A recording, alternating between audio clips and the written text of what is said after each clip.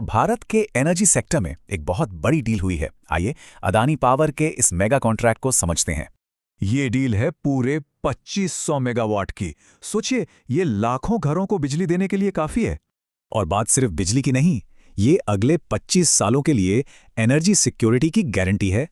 इस डील की ऑफिशियल शुरुआत हुई एक लेटर ऑफ अवार्ड से। ये एक बहुत ज़रूरी लीगल स्टेप होता है। तो ये जो फाइलिंग है, ये इस जीत का ऑफिशियल रिकॉर्ड है। चलिए इसे जरा डिकोड करते हैं। तो कौन है वो दो कंपनियां जो इस बड़ी डील के पीछे हैं? चलिए देखते हैं। एक तरफ है विनर अदानी पावर लिमिटेड और दूसरी तरफ MSDCL, जिसने ये कॉन्ट्रैक्ट दिया है। MSCDCL पूरे महाराष्ट्र में बिजली डिस्ट्रीब्यूट करने के लिए जिम्मेदार है, तो ये एक बहुत ही जरूरी पार्टनर है। तो आखिर इस कॉन्ट्रैक्ट की शर्तें क्या हैं? क्या चीज इसे इतना खास बनाती है? चलिए जानते हैं। लोआ मतलब लेटर ऑफ अवार्ड। समझिए, ये इस प्रोजेक्ट के लिए एक ऑफिशियल गो अहेड है, एक हरी झंडी। ये कॉन्ट्रैक्ट है RATC पावर सप्लाई करने का, और यही इस पूरी डील का सबसे बड़ा पॉइंट है।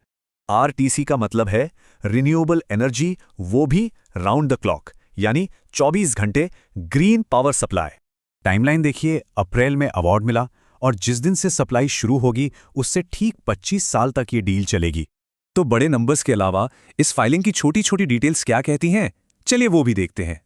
एनेक्सर ए में सारी ज़रूरी बातें साफ साफ लिखी हैं।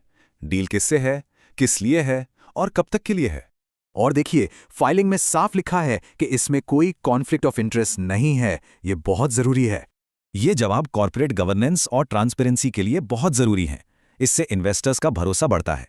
ये लाइन कंफर्म करती है कि ये फाइलिंग सेबी के नियमों के हिसाब से की गई है, सब कुछ कायदे से। तो कुल मिलाकर इस फाइलिंग का मकसद इन्वेस्टर्स और पब्लिक को ऑफिशियल तौर पर जानकारी देना है।